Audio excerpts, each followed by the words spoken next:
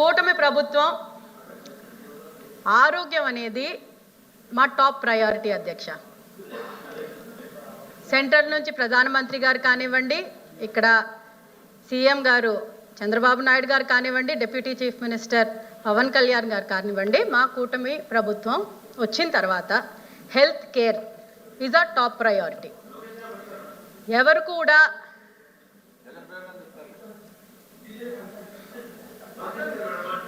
కూడా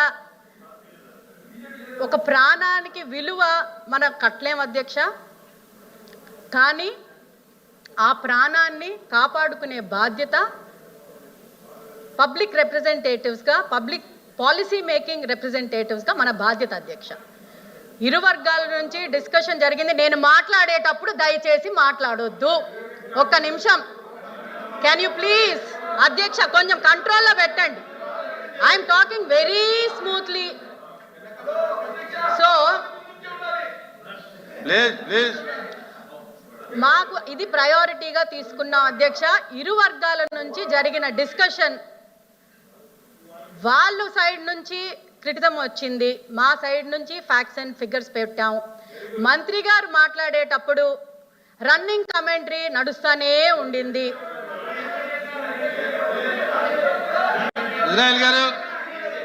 దయచేసి హౌస్ లో ఆర్డర్ లో పెట్టకపోతే మాత్రం మా వ్యూస్ మీ ముందు పెట్టడం చాలా కష్టం అధ్యక్ష. ఇలాగైతే మంత్రి గారు చెప్పినంతసేపు రన్నింగ్ కమెంటరీ చేశారు. మంత్రి గారు అసలు ఏం చెప్పారు? చెప్తాను అధ్యక్ష, నేను చెప్పేది ఖచ్చితంగా చెప్తాను. హెల్త్ కేర్ యూనివర్సిటీ కానీ, హెల్త్ కాలేజెస్ గురించి, మెడికల్ కాలేజెస్ గురించి కానీ, హెల్త్ కేర్ గురించి కానీ ప్రతిపక్షానికి మాట్లాడే అర్హత లేదు అని నేను ఘంటాపదంగా చెప్పగలను అధ్యక్ష. ఎందుకు అంటే నాట్ జస్ట్ హెల్త్ కేర్ అధ్యక్ష, ఈవెన్ అబౌట్ ఎస్సీల గురించి దయచేసి మాట్లాడొద్దు. నేను అధ్యక్ష, మీకు మీ అందరూ చేతిలోని ఫోన్లు ఉన్నాయి అధ్యక్ష. నేను చెప్పేది చెప్తాను, అందరికీ చెప్తాను. మీ అందరి మీ చేతుల్లో ఫోన్లు ఉంటాయి అధ్యక్ష. హాల్లో ఉన్న ప్రతి ఒక్కరి దాంట్లోని చాట్ జీపీటీలోని దయచేసి డాక్టర్ సుధాకర్ గురించి కొట్టండి అధ్యక్ష. ఆయన ఎలా చనిపోయారు, ఆయన ప్రాణం ఎలా పోయింది అని న్యూట్రల్ ప్లాట్ఫామ్ చాట్ జీపీటీలోనే వస్తుంది అధ్యక్ష. ఇది మేం చెప్పింది కాదు అధ్యక్ష. టైప్ చేయండి అధ్యక్ష, టైప్ చేయండి. టైప్ చేస్తే పీపీపీ కిట్ అడిగిన పాపానికి ఆయన మనోవేదనకి గురయ్యి లాస్ట్కి ఆయనకి హార్ట్ అటాక్ వచ్చింది. అంటే మీరు అధ్యక్ష, by point all the discussion was made in the house అధ్యక్ష. by point everything was made.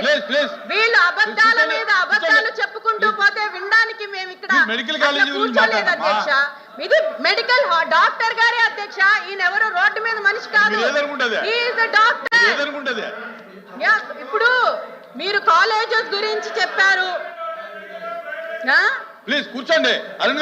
అదే నేను అంటున్నాను. అసలు వైద్యానికి ఎంత ప్రయారిటీ ఇచ్చారో అని అడుగుతున్నా నేను. అంటే అంతకన్నా ఏం లేదు. It is just common question. మీరు it is very common thing అధ్యక్ష. నాకు ఇచ్చిన అవకాశం నేను ఒకవేళ మీ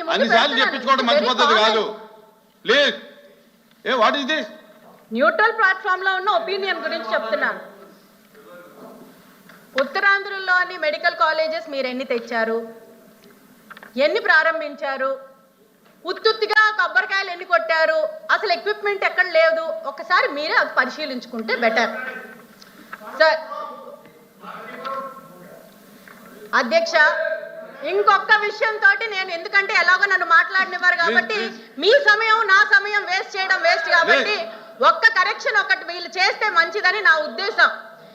మీరు ఇన్ని కాలేజెస్ పెట్టాము, ఇన్ని చేసామని అంటున్నారు కదా అధ్యక్ష, వాటికి పెట్టుకోమనండి అధ్యక్ష. వాళ్ళ అధ్యక్షుడి తాలూకా ఫాదర్ పేరు, మా ఫౌండర్, మేము ఆరాధ్య దైవంగా మేము అనుకునే ఎన్టీఆర్ గురించి ఆయన పేరు మార్చి మరి ఆయన పెట్టుకోవాల్సిన అవసరం లేదు కదా అధ్యక్ష. కాలేజీలు వీళ్ళు పూర్తి చేయలేదు కాబట్టి, కాలేజీలు పక్కన పెట్టారు కాబట్టి అన్నగారి పేరు తీసి వాళ్ళ తండ్రి గారి పేరు మీరు కట్టుకోండి.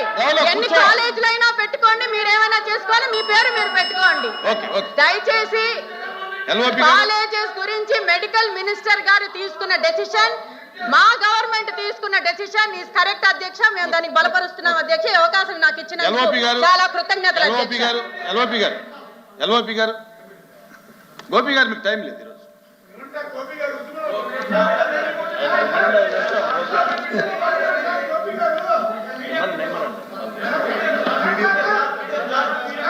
సార్ లేదు, లేదండి ఈరోజు లేదు, ఈరోజు లేదు, రేపు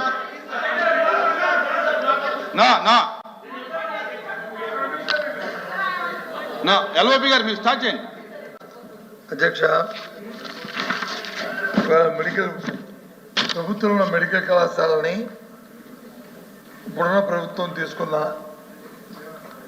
నిర్ణయాన్ని, విధానాన్ని, దాని మీద చర్చ జరుగుతుంది అధ్యక్ష. ఈ రాష్ట్రంలోనే కాదు, దేశంలోనే కాదు, ప్రపంచం మొత్తం మీద ఎక్కడ చూసుకున్నా సరే ప్రజా ఆరోగ్యం, విద్య అవి ప్రభుత్వం చేతుల్లోనే, ప్రభుత్వ రంగానే ఉండడం అనేది ఉంటేనే వాటికి న్యాయం జరుగుతుందనేది నా ప్రపంచం అంతా కూడా నమ్ముతుంది. ఒక్క మన రాష్ట్రంలో కాదు అధ్యక్ష, మొత్తం ప్రపంచం యావత్తం ఏ దేశంలో తీసుకున్నా, ఏ రాష్ట్రంలో తీసుకున్నా, ఎక్కడ తీసుకున్నా సరే. ఇప్పుడు మా సభ్యులు మాట్లాడినప్పుడు కూడా ఈ పీపీపీ ఏదైతే పబ్లిక్ ప్రైవేట్ పార్ట్నర్షిప్ మోడల్ అని చెప్పారో, ఏ రాష్ట్రాల్లో మరి మంత్రి గారు ఈ ఇంతకుముందు చెప్పినప్పుడు కానీ, లేకపోతే ప్రెస్ మీట్లో కానీ ఏ రాష్ట్రాలు చెప్పి ఏ విధంగా ఫెయిల్ అయ్యేవో అనే విషయాన్ని కూడా వారు చెప్పడం జరిగింది అధ్యక్ష. నేను దానికి పోను. మన తాలూకా బడ్జెట్తో, డబ్బులతో కొనడం అనేది చాలా దురదృష్టం అధ్యక్ష, చాలా దురదృష్టం అధ్యక్ష. అది వారి తాలూకు, ఎందుకంటే ఇందాక మీ సభ్యులు కూడా మాట్లాడారు, ప్రాణం తాలూకు విలువ, ప్రాణం తాలూకు ఖరీదు. ఆ విషయంలో ఎందుకు ఆరోగ్యానికి ప్రభుత్వ హాస్పిటల్, ప్రభుత్వ కళాశాలలు అంటే అక్కడ ఉన్న ప్రభుత్వానికి, ప్రజలకు ఉన్న అథారిటీ ప్రైవేట్ మాల్లోకి వస్తూ ఉండదు అధ్యక్ష. తప్పి చెడి కానీ ఒకసారి విపత్తుమైన పరిస్థితి వచ్చి మొన్నట్లా ఇంతకుముందు వచ్చినట్టు కోవిడ్ కానీ మలాంటి ఏదైనా వస్తే భగవంతుడి దయవల్ల రాకూడదని కోరుకుంటున్నాం. కానీ ఒకవేళ వచ్చిందంటే, విపత్తుగా పరిస్థితి వస్తే ఈ పీపీ మాల్లోని కళాశాలలు ఎవరైనా యాజమాన్యాలు చూస్తాయి అధ్యక్ష? మొన్న జరిగినప్పుడు పీపీ ఉన్న ప్రైవేట్ కళాశాలలోనే, ప్రైవేటు తాలూకా వైద్య కళాశాలలు కానీ, కార్పొరేట్ కళాశాలలు కానీ ప్రభుత్వం తాలూకా రెగ్యులేటరీ ఉన్నప్పటికీ కూడా చేశాయి అధ్యక్ష. ప్రభుత్వం అంతా ఉండి ప్రభుత్వ హాస్పిటల్స్, ప్రభుత్వ తాలూకా కళాశాలలోనే ఆ తాలూకా అవసరం జరిగింది అధ్యక్ష. ఆ నేపథ్యాన్ని చూసే మరి మంత్రి గారు కూడా, సంబంధిత మంత్రి గారు ఎన్డీఏ భాగస్వామ్యం అయినప్పటికీ కూడా ముఖ్యంగా ప్రధానంగా భారతీయ జనతా పార్టీ వచ్చాడు అధ్యక్ష. ఆయన రిప్రజెంట్ చేస్తున్న పార్టీ కూడా ఆయన ప్రధానమంత్రి గారు తీసుకున్న నిర్ణయంలో భాగమే దీన్ని ఆనాటి మా ముఖ్యమంత్రి జగన్మోహన్ రెడ్డి గారు అడాప్ట్ చేశారు అధ్యక్ష. ఈ విధానాన్ని చేశారు అధ్యక్ష. ఎందుకు, ఏం కారణం?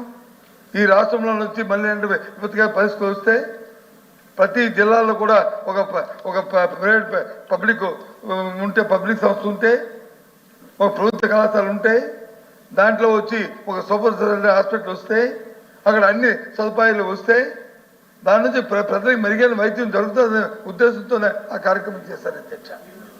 దాన్ని ఇంతసేపు చూశాను. ఎంతసేపు ఆ సభ్యులు అధికారంలో ఉన్న ట్రెజరీ బెంచ్లో ఉన్న సభ్యులు మాట్లాడుతున్నప్పటికీ దాని డబ్బులతోనే కొలుస్తున్నారు అధ్యక్ష. 5,000 కోట్లు 8,000 కోట్లు చెప్పారు, కానీ దానికి వచ్చి 1,500 కోట్లు ఖర్చు పెట్టారు ఈ 17 కళాశాలకి. ఇంకా దానికి కావాల్సిన డబ్బులు వచ్చి ఎక్కడి నుంచి తీసుకొస్తాం, ఏం చేస్తామని చెప్పారు అధ్యక్ష. ఇంకో సభ్యులైతే ఏకంగా మీరు బటన్ నొక్కడానికే చేశారు అధ్యక్ష. మరి అదే బటన్ నొక్కుతున్నారు కదా అధ్యక్ష. ఇప్పుడు అంతకంటే ఎక్కువ ఇస్తామని చెప్పి మరి డిస్కస్ చేశారు కదా అధ్యక్ష. వాళ్ళు పెట్టిన సూపర్ 6 హామీలు దాంట్లోనే భాగమే కదా అధ్యక్ష.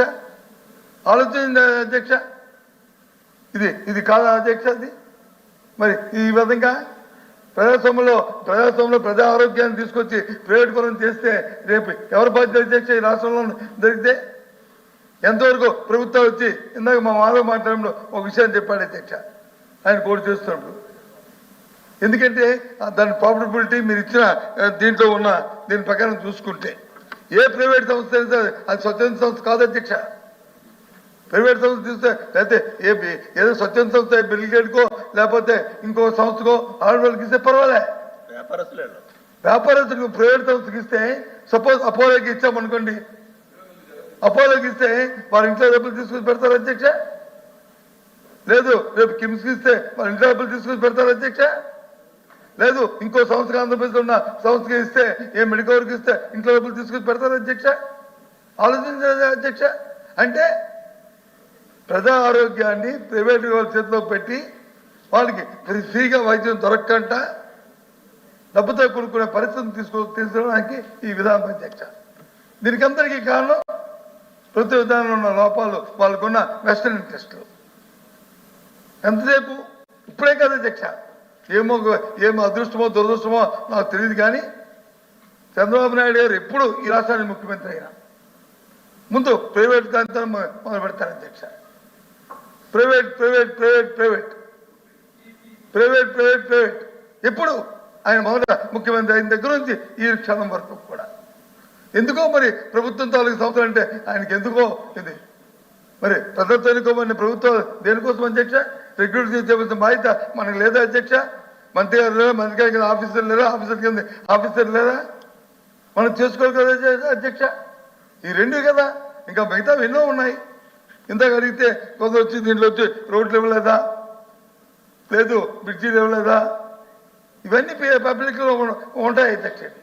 ఎందుకంటే అది కమర్షియల్, ఇది కమర్షియల్ కాదు, ఇది కమర్షియల్ కాదు. విద్యా వైద్యం అనేది కమర్షియల్ కాదు.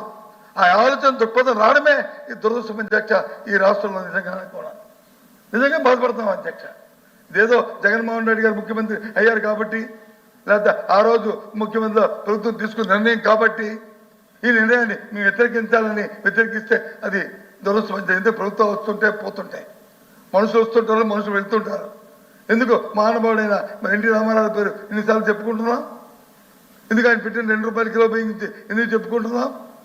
ఎందుకు మహానుభావుడైన రాజశేఖర్ గురించి ఎందుకు చెప్పుకుంటున్నాం? వారు పెట్టిన ఆరోగ్య గురించి ఎందుకు చెప్పుకుంటున్నాం? ఫీజు రింబర్స్మెంట్ ఎందుకు చెప్పుకుంటున్నాం? అందుకు ఏదైనా ఒక సంస్థ పెడితే మేము చెప్తున్నాం అధ్యక్ష, మీరు ఇచ్చిన ఈ సమయాన్ని పురస్కరించుకొని చంద్రబాబు నాయుడు గారు కానీ పిపిఎంలు పెడితే చరిత్రహీనులుగా ఈ రాష్ట్రంలో మిగిలిపోతారు అధ్యక్ష. ఈ చరిత్ర ఉన్నంతకాలం, ఈ భూ ప్రపంచం ఉన్నంతకాలం అది అందులో సందేహం లేదు అధ్యక్ష. ఇది పేదవాడికి మోసం, పేదవాడికి నష్టం జరిగే విధానం. ఇది పేదవాడికి నష్టం.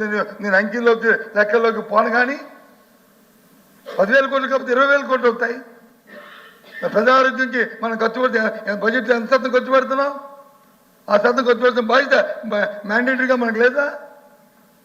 దాన్ని మనం ఫాలో అవ్వాల్సిన బాధ్యత మనకు లేదా ప్రభుత్వాలకి? మనం ఏమైనా ఎన్నికల్లో చెప్తున్నా, ఎన్ని మాటలు చెప్తున్నాం మనం ప్రజల కోసం? దాన్ని ఆలోచించుకోవాలి కదా. మేమేమో ఏదో ప్రభుత్వం చేస్తున్న విధానానికి వ్యతిరేకం కాదు. ఎన్నో విధానం, ఎవరి ప్రభుత్వం ఎవరి విధానం అది ఉంటుంది. కానీ విద్యకి వైద్యాల్లో మాత్రం 3వ వ్యక్తి తాలూకా ప్రమేయం ఉంటే అది చాలా అనర్థం. ఈ రాష్ట్రానికి అనర్థం, ప్రజలకు చాలా నష్టం దాని. కాబట్టి అందుకని ఎక్కువగా మా సభ్యులు అందరూ అన్ని విషయాలు మాట్లాడారు, ఆ సభ్యులు కూడా అన్ని విషయాలు మాట్లాడారు. మేము మాత్రం ఈ విధానానికి పూర్తి వ్యతిరేకం అధ్యక్ష. ఎంతవరకైనా మా సభ్యులు చెప్పినట్టు పోరాటం చేస్తాం అధ్యక్ష.